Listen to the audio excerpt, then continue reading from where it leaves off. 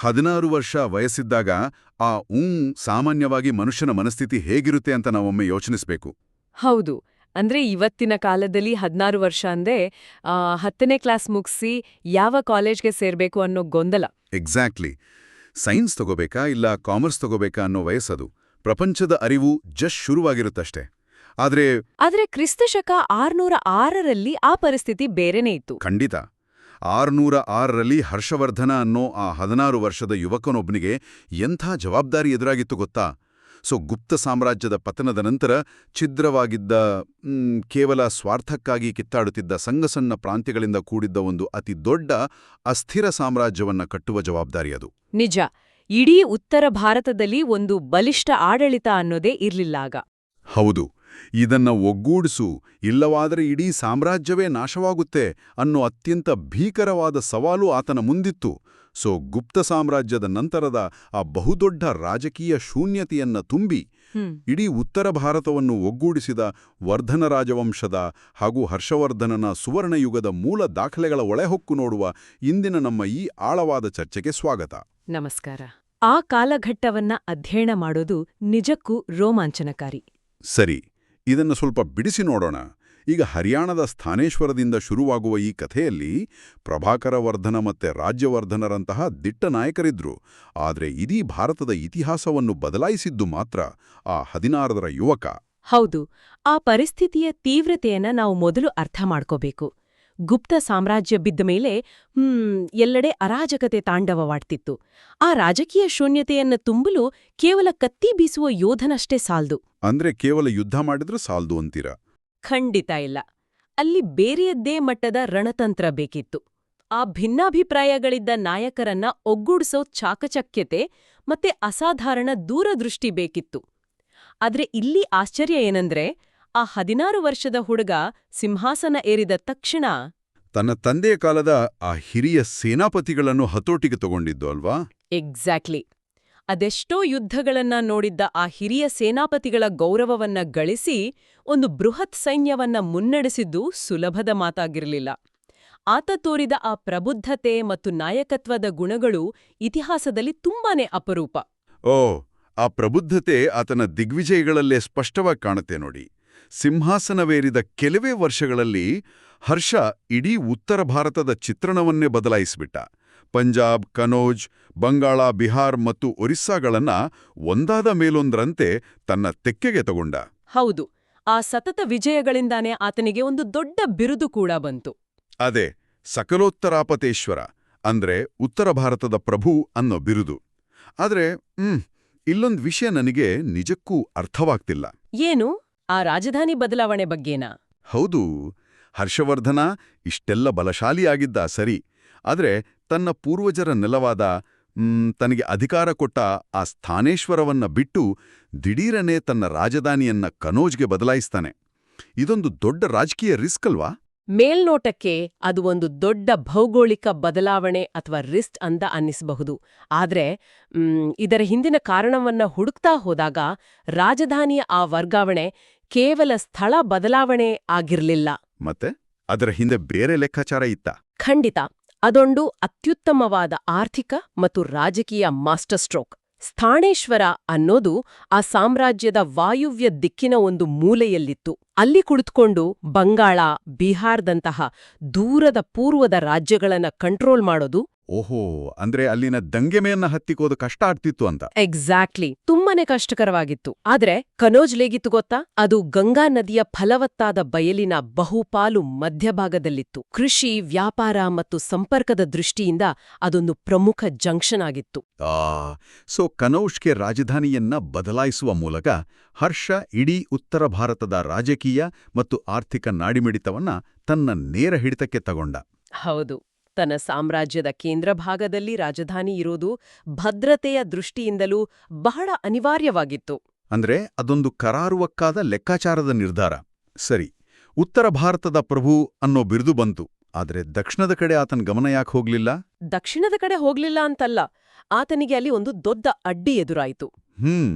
ಇಷ್ಟೆಲ್ಲ ಸೇನಾಬಲವಿದ್ದ, ಅದ್ಭುತ ರಣತಂತ್ರಗಳನ್ನು ರೂಪಿಸ್ತಿದ್ದ ಹರ್ಷವರ್ಧನನಿಗೆ ದಕ್ಷಿಣ ಭಾರತದ ಕಡೆಗೆ ತನ್ನ ಸಾಮ್ರಾಜ್ಯ ವಿಸ್ತರಿಸಲು ಯಾಕೆ ಸಾಧ್ಯವಾಗಲಿಲ್ಲ? ವಿಂಧ್ಯ ಪರ್ವತಗಳು ಅಥವಾ ನರ್ಮದಾ ನದಿ ಒಂದು ಭೌಗೋಳಿಕ ತಡೆಗೋಡೆಯಾಗಿ ಅವನ ವಿಜಯಯಾತ್ರೆಯನ್ನು ತಡೆಯಿತಾ? ನರ್ಮದಾ ನದಿ ಕೇವಲ ಒಂದು ನೈಸರ್ಗಿಕ ತಡೆಗೋಡೆ ಮಾತ್ರ ಆಗಿರ್ಲಿಲ್ಲ. ಅಲ್ಲಿ ಎದುರಾದದ್ದು ಒಂದು ಬಹುದೊಡ್ಡ ಸೇನಾ ಸವಾಲು. ದಕ್ಷಿಣ ಭಾರತದಲ್ಲಿ ಆ ಸಮಯದಲ್ಲಿ ಚಾಲುಕ್ಯ ವಂಶದ ಶ್ರೇಷ್ಠ ದೊರೆ ಇಮ್ಮಡಿ ಪುಲಕೇಶಿಯ ಆಳ್ವಿಕೆಯಿತ್ತು. ಓ, ಇಮ್ಮಡಿ ಪುಲಿಕೇಶಿ. ಹೌದು. ಹರ್ಷನು ನರ್ಮದಾ ನದಿಯನ್ನ ದಾಟಿ ದಕ್ಷಿಣದತ್ತ ನುಗ್ಗಲು ಪ್ರಯತ್ನಿಸಿದಾಗ ಆ ನದಿಯ ತೀರದಲ್ಲಿ ಈ ಇಬ್ಬರು ಬಲಿಷ್ಠ ಸಾಮ್ರಾಟರ ನಡುವೆ ಭೀಕರ ಕಾಳಗ ನಡೆಯಿತು. ಹರ್ಷನ ಸೈನ್ಯದಲ್ಲಿ ಭಾರೀ ಸಂಖ್ಯೆಯ ಆನೆಗಳಿದ್ದು, ಉತ್ತರ ಭಾರತದ ಸಮತಟ್ಟಾದ ಮೈದಾನಗಳಲ್ಲಿ ಆ ಆನೆಗಳ ಪಡೆ ಅಜೇಯವಾಗಿತ್ತು ಅಲ್ವಾ? ಎಕ್ಸಾಕ್ಟ್ಲಿ. ಆದ್ರೆ ಪುಲಿಕೇಶಿಯ ರಣತಂತ್ರವೇ ಬೇರೆ ಇತ್ತು. ದಕ್ಷಿಣದ ನದೀ ತೀರಗಳು ಮತ್ತೆ ಆ ಬೆಟ್ಟ ಗುಡ್ಡಗಳ ಭೌಗೋಳಿಕತೆಯನ್ನ ಪುಲಿಕೇಶಿ ತನ್ನ ಲಾಭಕ್ಕೆ ಬಳಸ್ಕೊಂಡ. ಹರ್ಷನ ಬೃಹತ್ ಆನೆಗಳ ಪಡೆ ನದಿಯ ದಡದಲ್ಲಿ ಸರಾಗವಾಗಿ ಚಲಿಸಲು ಸಾಧ್ಯವಾಗ್ಲಿಲ್ಲ. ಅರೆ, ಎಂಥ ಅದ್ಭುತವಾದ ರಣತಂತ್ರ! ಭೌಗೋಳಿಕತೆಯನ್ನ ಯುದ್ಧದಲ್ಲಿ ಹೇಗೆ ಬಳಸ್ಕೊಳ್ಬೇಕು ಅನ್ನೋದಕ್ಕೆ ಇದೊಂದು ನಿದರ್ಶನ. ನಿಜ. ಪುಲಿಕೇಶಿಯ ಚುರುಕಾದ ಸೈನ್ಯ ಆನೆಗಳ ಪಡೆಯನ್ನ ಕಂಗೆಡಿಸಿ ಹರ್ಷನ ಬೃಹತ್ ಸೇನೆಯನ್ನ ಮಣಿಸಿತು.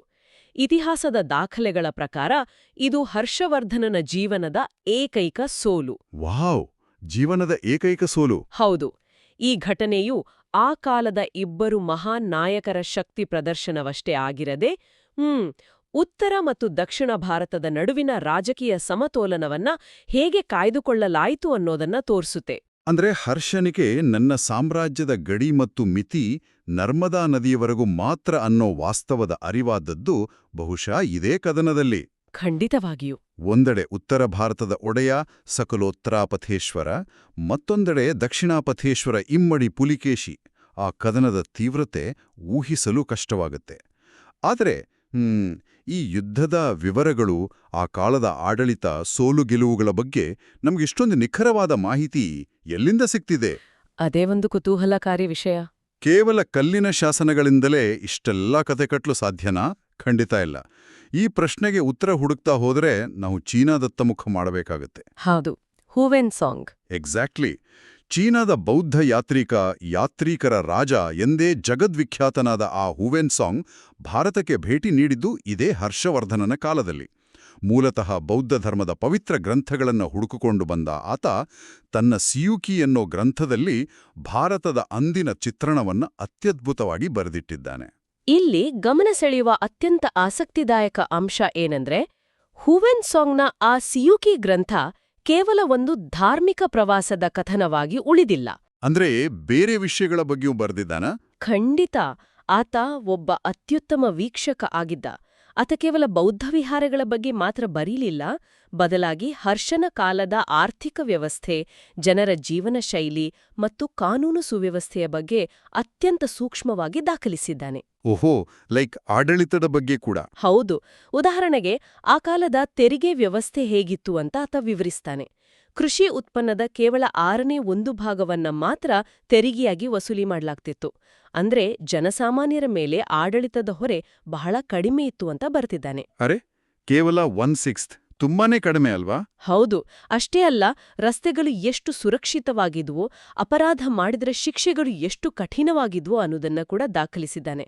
ಒಬ್ಬ ವಿದೇಶಿ ಪ್ರವಾಸಿಗನ ಕಣ್ಣಲ್ಲಿ ಭಾರತದ ಸುವರ್ಣಯುಗ ಹೇಗೆ ಕಂಡಿತು, ಆ ಕಾಲದ ಸಾಮಾಜಿಕ ಸ್ಥಿತಿಗತಿ ಹೇಗಿತ್ತು ಅಂತ ಅರ್ಥ ಮಾಡಿಕೊಳ್ಳಲು ಈ ಗ್ರಂಥವೇ ಪ್ರಮುಖ ಆಧಾರ. ನಿಜ. ಹುವೆನ್ ಸಾಂಗ್ನಂತಹ ವಿದ್ವಾಂಸನಿಗೆ ಹರ್ಷವರ್ಧನ ನೀಡಿದ ಗೌರವ ಕೂಡ ಅಷ್ಟೇ ದೊಡ್ಡದಿತ್ತು ನೋಡಿ. ಹೌದು, ಆ ಕನೋಜ್ ಸಭೆ. ಎಕ್ಸಾಕ್ಟ್ಲಿ. ಹೂವೆನ್ ಸಾಂಗ್ನ ಭೇಟಿಯ ಗೌರವಾರ್ಥವಾಗಿ ಹರ್ಷನು ತನ್ನ ರಾಜಧಾನಿ ಕನೌಜಿನಲ್ಲಿ ಒಂದು ಬೃಹತ್ ಧರ್ಮಸಭೆಯನ್ನ ಆಯೋಜಿಸಿದನು. ಆ ಸಭೆಯ ವೈಭವ ಎಷ್ಟಿತ್ತಂದ್ರೆ ದೇಶ ವಿದೇಶಗಳ 20ಕ್ಕೂ ಹೆಚ್ಚು ರಾಜರು, ಸಾವಿರಾರು ವಿದ್ವಾಂಸರು ಆ ಸಭೆಯಲ್ಲಿ ಪಾಲ್ಗೊಂಡಿದ್ರು. ಅದೊಂದು ಬೃಹತ್ ಚರ್ಚಾವೇದಿಕೆಯಾಗಿತ್ತು. ಹೌದು, ಕೇವಲ ಧಾರ್ಮಿಕ ಕಾರ್ಯಕ್ರಮವಾಗಿರದೆ ಜ್ಞಾನದ ವಿನಿಮಯದ, ತತ್ವಶಾಸ್ತ್ರದ ವೇದಿಕೆಯಾಗಿತ್ತು ಅದು. ಖಂಡಿತ. ಮತ್ತೆ ಹೂವೆನ್ ಸಾಂಗ್ನಂತಹ ಜಗತ್ತಿನ ಮೂಲೆ ಮೂಲೆಯ ವಿದ್ವಾಂಸರು ಭಾರತವನ್ನ ಅರಸ್ಕೊಂಡು ಬರಲು ಕೇವಲ ರಾಜರ ಆಶ್ರಯವಷ್ಟೇ ಕಾರಣವಾಗಿರ್ಲಿಲ್ಲ. ಅಂದಿನ ಶ್ರೇಷ್ಠ ಮಟ್ಟದ ಶಿಕ್ಷಣಾ ವ್ಯವಸ್ಥೆ, ಹೊಸ ವಿಚಾರಗಳನ್ನ ಮುಕ್ತವಾಗಿ ಚರ್ಚಿಸುವ ವಾತಾವರಣ ಭಾರತದಲ್ಲಿತ್ತು. ಇದು ನಮ್ಮನ್ನ ನೇರವಾಗಿ ಆ ಪ್ರಾಚೀನ ಕಾಲದ ಐವಿ ಲೀಗ್ ಎಂದೇ ಕರೆಯಬಹುದಾದ ನಳಂದ ವಿಶ್ವವಿದ್ಯಾಲಯದತ್ತ ಕರೆದೊಯ್ಯಿತ್ತಲ್ವಾ? ಹೌದು, ನಳಂದ ವಿಶ್ವವಿದ್ಯಾಲಯ. ಅಂದಿನ ಕಾಲದ ಆ ವಿಶ್ವವಿದ್ಯಾಲಯದ ಬೃಹತ್ ಸ್ವರೂಪವನ್ನ ಬಿಚ್ಚಿಟ್ರೆ ನಿಜಕ್ಕೂ ಅಚ್ಚರಿಯಾಗತ್ತೆ. ಊಹಿಸ್ಕೊಳ್ಳಿ, ಸುಮಾರು 10,000 ವಿದ್ಯಾರ್ಥಿಗಳು, 1,500 ಶಿಕ್ಷಕರು ಅಲ್ಲಿ ವಾಸವಾಗಿದ್ರು. 10,000 ವಿದ್ಯಾರ್ಥಿಗಳು ಆ ಕಾಲದಲ್ಲಿ. ಹೌದು, ಪ್ರಪಂಚದ ನಾನಾ ಭಾಗಗಳಿಂದ ಜ್ಞಾನಾರ್ಜನೆಗಾಗಿ ವಿದ್ಯಾರ್ಥಿಗಳು ಅಲ್ಲಿಗೆ ಬರ್ತಿದ್ರು. 10,000 ವಿದ್ಯಾರ್ಥಿಗಳೆಂದ್ರೆ ಆ ಕ್ಯಾಂಪಸ್ ಎಷ್ಟು ಬೃಹತ್ತಾಗಿರಬಹುದು. ಆದರೆ ಅಲ್ಲಿಗೆ ಪ್ರವೇಶ ಪಡೆಯೋದು ಅಷ್ಟು ಸುಲಭವಾಗಿರ್ಲಿಲ್ವಂತೆ, ಹೌದಾ? ಅಡ್ಮಿಷನ್ ಪ್ರಕ್ರಿಯೆ ಹೇಗಿರ್ತಿತ್ತು? ಅಡ್ಮಿಷನ್ ಪ್ರಕ್ರಿಯೆ ಅತ್ಯಂತ ಕಠಿಣವಾಗಿತ್ತು ಅಂತ ಹೇಳಬಹುದು. ಅಲ್ಲಿ ದ್ವಾರಪಂಡಿತರು ಅಂತ ಇರ್ತಿದ್ರು. ದ್ವಾರಪಂಡಿತರು ಅಂದ್ರೆ? Gate keepers. ಹೌದು, ಪ್ರವೇಶ ದ್ವಾರದಲ್ಲಿರುವ ಗೇಟ್ ಕೀಪರ್ಸ್. ಆದರೆ ಅವರು ಸಾಮಾನ್ಯ ಕಾವಲುಗಾರರಲ್ಲ. ಅತ್ಯಂತ ಶ್ರೇಷ್ಠ ಮಟ್ಟದ ವಿದ್ವಾಂಸರು. ವಿಶ್ವವಿದ್ಯಾಲಯದ ಒಳಗೆ ಕಾಲಿಡಬೇಕಾದ್ರೆ ಆ ವಿದ್ಯಾರ್ಥಿಗಳು ಆ ದ್ವಾರಪಂಡಿತರು ಕೇಳುವ ತರ್ಕಶಾಸ್ತ್ರ ಮತ್ತು ತತ್ವಶಾಸ್ತ್ರದ ಕಠಿಣ ಪ್ರಶ್ನೆಗಳಿಗೆ ಉತ್ತರ ಕೊಡಬೇಕಿತ್ತು.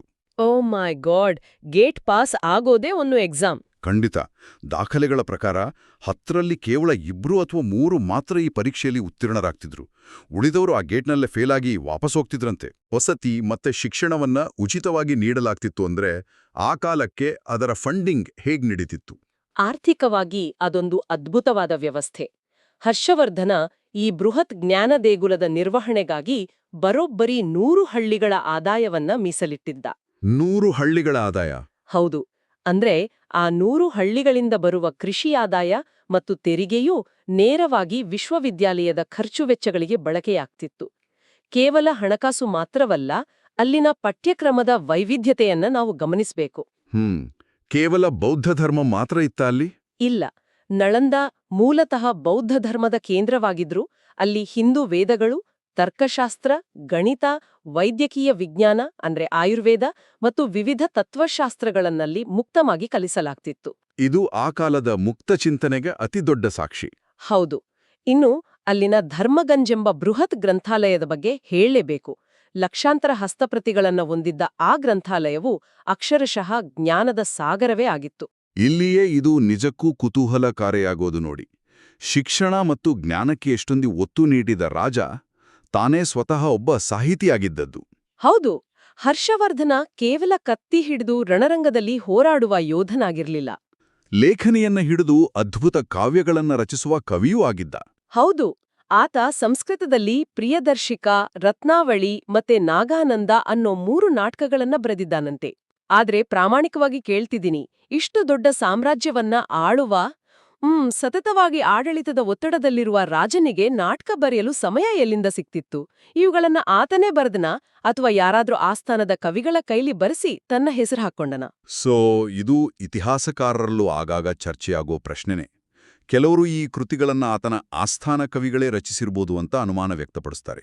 ಆದರೆ ಬಹುಪಾಲು ವಿದ್ವಾಂಸರು ಹಾಗೂ ಐತಿಹಾಸಿಕ ಆಧಾರಗಳ ಪ್ರಕಾರ ಹರ್ಷನೇ ಸ್ವತಃ ಈ ಕೃತಿಗಳನ್ನ ರಚಿಸಿದ ಅಂತ ಒಪ್ಕೊಳ್ಳಲಾಗಿದೆ. ಓ, ಅಂದ್ರೆ ಅವನೇ ಬರೆದದ್ದು. ಚರಿತ ಮತ್ತೆ ಕಾದಂಬರಿಯಂತಹ ಅದ್ಭುತ ಕೃತಿಗಳನ್ನ ರಚಿಸಿದ ಬಾಣಭಟ್ಟ ಆತನ ಆಸ್ಥಾನದ ಪ್ರಮುಖ ಕವಿಯಾಗಿದ್ದ. ಬಾಣಭಟ್ಟನ ಹೆಸರು ತುಂಬಾನೇ ಫೇಮಸ್ ಅಲ್ವಾ? ಖಂಡಿತ. ಜೊತೆಗೆ ಮಯೂರ, ಮಾತಂಗ ದಿವಾಕರರಂತಹ ಅಪ್ರತಿಮ ಕವಿಗಳು ಆತನ ಆಸ್ಥಾನದಲ್ಲಿದ್ರು. ಈ ಬೌದ್ಧಿಕ ವಾತಾವರಣವೇ ಆತನಿಗೆ ಸಾಹಿತ್ಯ ರಚನೆಗೆ ಸ್ಫೂರ್ತಿ ನೀಡಿರಬಹುದು. ನಿಜ. ಸಾಹಿತ್ಯ, ಕಲೆ, ಆಡಳಿತ ಎಲ್ಲದರಲ್ಲೂ ಮುಂದಿದ್ದ ಈ ರಾಜನ ಧಾರ್ಮಿಕ ನಿಲುವು ಹೇಗಿತ್ತು ಅನ್ನೋದು ಮತ್ತೊಂದು ಮುಖ್ಯವಾದ ವಿಚಾರ. ಹೌದು. ಇದೊಂದು ಪ್ರಮುಖ ಪ್ರಶ್ನೆಯನ್ನ ಹುಟ್ಟುಹಾಕುತ್ತೆ. ಇಷ್ಟೆಲ್ಲ ಚಿಂತನೆಗಳ ನಡುವೆ ಆತನ ಧಾರ್ಮಿಕ ಸ್ಥಿತಿಗತಿಗಳು ಹೇಗಿದ್ವು? ಮೂಲಗಳ ಪ್ರಕಾರ ಹರ್ಷನು ಆರಂಭದಲ್ಲಿ ಪರಮ ಶಿವಭಕ್ತನಾಗಿದ್ದ. ಅಂದ್ರೆ ಶೈವ ಧರ್ಮ ಅನುಸರಿಸ್ತಿದ್ದ. ಹೌದು. ಆದರೆ ಹುವಿನ್ ಸಾಂಗ್ನ ಒಡನಾಟ ಮತ್ತೆ ಬೌದ್ಧ ತತ್ವಜ್ಞಾನದ ಪ್ರಭಾವದಿಂದಾಗಿ ಹರ್ಷನು ಕ್ರಮೇಣ ಮಹಾಯಾನ ಬೌದ್ಧ ಧರ್ಮದತ್ತ ಆಕರ್ಷಿತನಾಗಿ ಆ ಧರ್ಮಕ್ಕೆ ಮತಾಂತರಗೊಂಡ. ಓಹೋ. ಆದ್ರೆ ಇಲ್ಲಿ ಅತಿ ಮುಖ್ಯವಾಗಿ ಗಮನಿಸಬೇಕಾದ ವಿಚಾರ ಏನಂದ್ರೆ, ತಾನು ಬೌದ್ಧ ಧರ್ಮವನ್ನ ಸ್ವೀಕರಿಸಿದ್ರೂ ಸಹ ಆತ ತನ್ನ ಸಾಮ್ರಾಜ್ಯದಲ್ಲಿ ಧಾರ್ಮಿಕ ಸಹಿಷ್ಣುತೆಯನ್ನ ಕಾಪಾಡಿಕೊಂಡಿದ್ದ. ಹಿಂದೂ ಧರ್ಮ ಮತ್ತು ಜೈನ ಧರ್ಮಗಳನ್ನ ಆತ ಸಮಾನವಾಗಿ ಗೌರವಿಸ್ತಿದ್ದ. ಅಂದ್ರೆ ಯಾವುದೇ ದಬ್ಬಾಳಿಕೆ ಇರಲಿಲ್ಲ? ಖಂಡಿತ ಇಲ್ಲ. ಭಿನ್ನಾಭಿಪ್ರಾಯಗಳಿದ್ರೂ ಆತನ ಆಡಳಿತದಲ್ಲಿ ಯಾವುದೇ ಧರ್ಮದವರ ಮೇಲೂ ದಬ್ಬಾಳಿಕೆ ನಡೆದ ಬಗ್ಗೆ ಎಲ್ಲಿಯೂ ಉಲ್ಲೇಖಗಳಿಲ್ಲ. ಆತನ ಧಾರ್ಮಿಕ ಸಹಿಷ್ಣುತೆ ಮತ್ತು ಉದಾರತೆಗೆ ಅತ್ಯುತ್ತಮ ಉದಾಹರಣೆ ಅಂದ್ರೆ ಆತ ಪ್ರಯಾಗದಲ್ಲಿ, ಅಂದ್ರೆ ಇಂದಿನ ಅಲಹಾಬಾದ್ನಲ್ಲಿ ಆಯೋಜಿಸುತ್ತಿದ್ದ ಮಹಾಮೋಕ್ಷ ಪರಿಷತ್. ಓ, ಆ ಕಾರ್ಯಕ್ರಮ ನಿಜಕ್ಕೂ ಅದ್ಭುತ. ಹೌದು. ಪ್ರತಿ 5 ವರ್ಷಕ್ಕೊಮ್ಮೆ ಆತ ಈ ಬೃಹತ್ ಸಮ್ಮೇಳನವನ್ನ ನಡೆಸ್ತಿದ್ದ. ಅಲ್ಲಿ ನಡೆಯುತ್ತಿದ್ದ ಘಟನೆಯನ್ನ ಕೇಳಿದ್ರೆ ಆಶ್ಚರ್ಯವಾಗದಿರಲು ಸಾಧ್ಯವೇ ಇಲ್ಲ. 5 ವರ್ಷಗಳ ಕಾಲ ಸಾಮ್ರಾಜ್ಯದ ಬೊಕ್ಕಸದಲ್ಲಿ ಸೇರಿದ ತನ್ನೆಲ್ಲ ವೈಯಕ್ತಿಕ ಸಂಪತ್ತನ್ನ ಆತ ಆ ಸಮ್ಮೇಳನದಲ್ಲಿ ಬಡವರಿಗೆ, ಬ್ರಾಹ್ಮಣರಿಗೆ, ಬೌದ್ಧ ಭಿಕ್ಷುಕರಿಗೆ ಮತ್ತೆ ಶ್ರಮಣರಿಗೆ ಸಂಪೂರ್ಣವಾಗಿ ದಾನ ಮಾಡಿಬಿಡುತ್ತಿದ್ನಂತೆ. ಎಲ್ಲವನ್ನೂ ದಾನ ಮಾಡ್ತಿದ್ದ. ಹೌದು, ಎಲ್ಲಿಯವರೆಗೆ ಅಂದ್ರೆ ತನ್ನ ಮೈಮೇಲಿದ್ದ ರಾಜವಸ್ತ್ರಗಳು ಮತ್ತು ಆಭರಣಗಳನ್ನ ಸಹ ದಾನ ಮಾಡಿ ತನ್ನ ಸಹೋದರಿಯನ್ನ ಹಳೆಯ ಬಟ್ಟೆಯನ್ನ ಪಡೆದು ಧರಿಸ್ತಿದ್ದನಂತೆ. ಈ ಘಟನೆಯನ್ನ ಇಂದಿನ ಜಗತ್ತಿಗೆ ಹೋಲಿಸಿ ನೋಡಿ. ಇದು ನಿಜಕ್ಕೂ ಊಹಿಸಲು ಕಷ್ಟ ಅಲ್ವಾ? ಇಂದಿನ ಕಾಲದ ಯಾವ ಬಿಲಿಯನೇರ್ ಉದ್ಯಮಿ ಪ್ರತಿ 5 ವರ್ಷಕ್ಕೊಮ್ಮೆ ತನ್ನ ಬ್ಯಾಂಕ್ ಖಾತೆ, ಆಸ್ತಿ ಎಲ್ಲವನ್ನೂ ಸಂಪೂರ್ಣವಾಗಿ ಶೂನ್ಯ ಮಾಡಿ ಸಾರ್ವಜನಿಕರಿಗೆ ದಾನ ಮಾಡಬಲ್ಲ? ಇದು ಊಹಿಸಲು ಅಸಾಧ್ಯವಾದ ಉದಾರತೆ. ನಿಜಕ್ಕೂ ಅದೊಂದು ಅಸಾಧಾರಣವಾದ ತ್ಯಾಗದ ಪ್ರತೀಕ. ಅಧಿಕಾರ ಮತ್ತು ಸಂಪತ್ತಿನ ವ್ಯಾಮೋಹವಿಲ್ಲದ ಒಬ್ಬ ಅರಸ ಮಾತ್ರ ಇಂತಹ ನಿರ್ಧಾರವನ್ನ ತಗೊಳ್ಳಬಲ್ಲ. ಇದು ಆತನ ಆಧ್ಯಾತ್ಮಿಕ ಮಟ್ಟವನ್ನ ಮತ್ತು ಪ್ರಜೆಗಳ ಬಗೆಗಿನ ಆತನ ಕಳಕಳಿಯನ್ನ ಪ್ರತಿಬಿಂಬಿಸುತ್ತೆ. ಹೌದು, ಬೌದ್ಧ ಧರ್ಮದ ಕರುಣೆ ಮತ್ತು ಹಿಂದೂ ಧರ್ಮದ ದಾನದ ಪರಿಕಲ್ಪನೆಗಳೆರಡರ ಅತ್ಯದ್ಭುತ ಸಂಗಮವನ್ನ ನಾವು ಹರ್ಷನ ಈ ಕಾರ್ಯದಲ್ಲಿ ಕಾಣಬಹುದು. ಹಾಗಾದರೆ ಇದರ ಒಟ್ಟಾರೆ ಅರ್ಥವೇನು? ನಾವಿಂದು ಚರ್ಚಿಸಿದ ಈ ಎಲ್ಲಾ ಮೂಲ ದಾಖಲೆಗಳ ಆಧಾರದ ಮೇಲೆ ಹೇಳೋದಾದರೆ, ಹರ್ಷವರ್ಧನನ ಆಳ್ವಿಕೆಯು ಕೇವಲ ಯುದ್ಧ ಮತ್ತು ಆಕ್ರಮಣಗಳ ಕಥೆಯಲ್ಲ. ಗುಪ್ತ ಸಾಮ್ರಾಜ್ಯದ ಪತನದಿಂದ ಕಂಗೆಟ್ಟಿದ್ದ ಭಾರತಕ್ಕೆ ಅದೊಂದು ಸಾಂಸ್ಕೃತಿಕ ಕ್ರಾಂತಿಯ ಕಾಲವಾಗಿತ್ತು. ನಿಜ. ಕಲೆ, ಸಾಹಿತ್ಯ, ಶಿಕ್ಷಣ ಮತ್ತು ಧಾರ್ಮಿಕ ಸೌಹಾರ್ದತೆಯಲ್ಲಿ ಆ ಕಾಲದ ಭಾರತವು ಇಡೀ ಜಗತ್ತಿಗೆ ಒಂದು ಅಪ್ರತಿಮ ಮಾದರಿಯಾಗಿತ್ತು.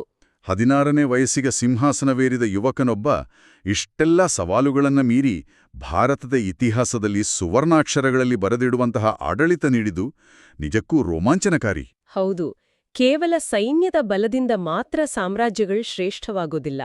ಬದಲಾಗಿ ಆ ಸಾಮ್ರಾಜ್ಯವು ಸೃಷ್ಟಿಸುವ ಜ್ಞಾನ ಪರಂಪರೆ ಮತ್ತು ಸಾಂಸ್ಕೃತಿಕ ಮೌಲ್ಯಗಳಿಂದ ಅದು ಇತಿಹಾಸದಲ್ಲಿ ಅಮರವಾಗುತ್ತೆ ಅನ್ನೋದಕ್ಕೆ ಹರ್ಷವರ್ಧನನ ಆಳ್ವಿಕೆಯೇ ಜೀವಂತ ಸಾಕ್ಷಿ. ಖಂಡಿತ. ನಳಂದದಂತಹ ಶಿಕ್ಷಣ ಸಂಸ್ಥೆಗಳಿಗೆ ನೀಡಿದ ಪ್ರೋತ್ಸಾಹ ಮತ್ತು ಹುವೇನ್ ಸಾಂಗ್ನಂತಹ ವಿದ್ವಾಂಸರಿಗೆ ನೀಡಿದ ಆಶ್ರಯ ಭಾರತೀಯ ಪರಂಪರೆಯನ್ನ ಮತ್ತು ಜ್ಞಾನ ಸಂಪತ್ತನ್ನ ಜಗತ್ತಿನೆಲ್ಲೆಡೆ ಪಸರಿಸಲು ಕಾರಣವಾಯಿತು. ಖಂಡಿತ. ಆದರೆ ಈ ಆಳವಾದ ಚರ್ಚೆಯನ್ನ ಮುಗಿಸುವ ಮುನ್ನ ಮೂಲ ದಾಖಲೆಗಳಲ್ಲೇ ಅಡಗಿರುವ ಮೇಲ್ನೋಟಕ್ಕೆ ಕಾಣದ ಒಂದು ಕುತೂಹಲಕಾರಿ ವಿಷಯದ ಬಗ್ಗೆ ನಾವೊಮ್ಮೆ ಯೋಚಿಸಬೇಕಾಗಿದೆ. ಹರ್ಷವರ್ಧನನು ಪ್ರತಿ 5 ವರ್ಷಕ್ಕೊಮ್ಮೆ ಪ್ರಯಾಗದಲ್ಲಿ ತನ್ನ ಸಂಪೂರ್ಣ ಸಂಪತ್ತನ್ನ ದಾನ ಮಾಡ್ತಿದ್ದ ಅಂತ ಇತಿಹಾಸಕಾರರು ದಾಖಲಿಸಿದ್ದಾರೆ. ಆದ್ರೆ ಆಧುನಿಕ ಅರ್ಥಶಾಸ್ತ್ರದ ಅಂದ್ರೆ ಮ್ಯಾಕ್ರೋ ಎಕನಾಮಿಕ್ಸ್ ದೃಷ್ಟಿಯಿಂದ ಇದೊಂದು ಅದ್ಭುತವಾದ ವಿರೋಧಾಭಾಸ ಅಲ್ವಾ? ಎಕ್ಸಾಕ್ಟ್ಲಿ. ಒಂದು ಬೃಹತ್ ಸಾಮ್ರಾಜ್ಯದ ಬೊಕ್ಕಸವನ್ನ ಹೀಗೆ ನಿರಂತರವಾಗಿ ಬರಿದು ಮಾಡೋದು ಆ ಸಾಮ್ರಾಜ್ಯದ ಆರ್ಥಿಕತೆಯ ಮೇಲೆ ಎಂತಹ ಪರಿಣಾಮ ಬೀರಿರ್ಬೋದು? ಕೇವಲ ದಾನ ಧರ್ಮಗಳ ಆಧಾರದ ಮೇಲೆ ಯಾವುದೇ ಎಮರ್ಜೆನ್ಸಿ ಫಂಡ್ ಅಥವಾ ಮೀಸಲು ನಿಧಿ ಇಲ್ಲದೆ ಒಂದು ದೊಡ್ಡ ಸಾಮ್ರಾಜ್ಯದ ಅರ್ಥವ್ಯವಸ್ಥೆ ದೀರ್ಘಕಾಲದವರೆಗೆ ಹೇಗೆ ಸುಸ್ಥಿರವಾಗಿರಲು ಸಾಧ್ಯ? ಹೌದು. ಪ್ರತಿ 5 ವರ್ಷಕ್ಕೊಮ್ಮೆ ಇಡೀ ಆರ್ಥಿಕತೆಯನ್ನು ಸೊನ್ನೆಯಿಂದ ಪ್ರಾರಂಭಿಸುವ ಈ ಸಾಹಸದ ಹಿಂದಿನ ಅಸಲಿ ರಹಸ್ಯವೇನು? ಇದು ಆ ಕಾಲದ ಹಣದುಬ್ಬರ ಅಂದ್ರೆ ಇನ್ಫ್ಲೇಷನ್ ಮತ್ತು ಮಾರುಕಟ್ಟೆಯ ಮೇಲೆ ಎಂತಹ ಪರಿಣಾಮ ಬೀರ್ತಿತ್ತು? ಮೂಲ ಗ್ರಂಥಗಳಲ್ಲಿ ನೇರ ಉತ್ತರವಿಲ್ಲದ ಈ ಆರ್ಥಿಕ ಕುತೂಹಲದ ಬಗ್ಗೆ ಪ್ರತಿಯೊಬ್ಬರೂ ತಮ್ಮದೇ ಆದ ರೀತಿಯಲ್ಲಿ ಆಳವಾಡಿ ಯೋಚಿಸಬೇಕಾಗಿದೆ. ಇತಿಹಾಸವನ್ನ ಕೇವಲ ಕಥೆಗಳಾಗಿ ಓದುವುದಕ್ಕಿಂತ ಅದರ ಹಿಂದಿನ ವಿಜ್ಞಾನ ಮತ್ತು ಅರ್ಥಶಾಸ್ತ್ರವನ್ನ ಹುಡುಕುವ ಈ ಜ್ಞಾನದ ಪಯಣ ಸದಾ ಹೀಗೆಯೇ ಮುಂದುವರಿಯಲಿ.